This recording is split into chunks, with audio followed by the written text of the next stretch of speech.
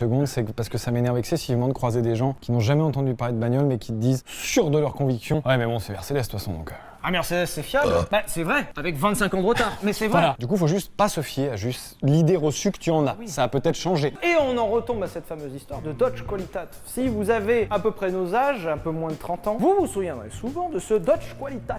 Deutsche Qualität. Et ben ce Dodge Qualitat à la base, qui a donné justement cette grande impression de fiabilité allemande, est une impression qui vient d'une pub. Opel, plus d'une des marques les moins fiables. C'est quand même sacrément foutage de gueule. Ils sont forts. Ils t'ont foutu cette putain d'idée de Dodge Qualitat de voiture allemand fiable. La caméra elle est sur la banquette arrière, il se retourne et il te fait Dodge Qualitat. Nein, jamais. C'est Opel qui parle. C'est le petit dernier au fond de la classe qui a 3 en maths et qui te dit eh oh, le théorème de Pythagore, c'est pas comme ça qu'on le fait. Le cancre. Mais ferme ta grande gueule, Kylian, t'as eu 3. Même pas sur 20, sur 100, pauvre con. Le véritable foutage de gueule. Opel est effectivement une marque allemande. C'est une marque qui a eu plein de problèmes dans son existence, comme plein de marques, et qui au bout d'un moment a été rachetée par General Motors. Jusqu'à il y a quelques années que ça soit racheté par le groupe PSA pour former Stellantis.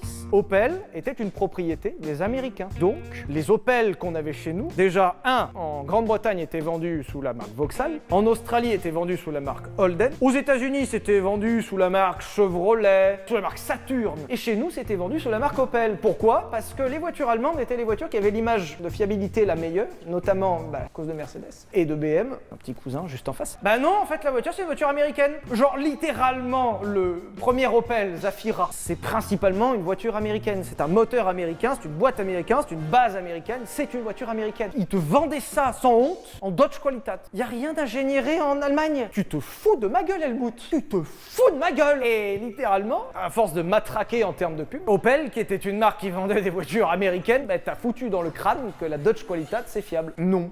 Le foutage de gueule est allé jusqu'au bout, par exemple à la fin des années 2000 avec l'Opel Ampera. Excellent concept d'ailleurs de voiture électrique avec un moteur thermique à l'intérieur juste pour recharger le moteur électrique, qui est littéralement une Chevrolet Volt rebadgée. Dodge Qualitat. Deutsche Qualität.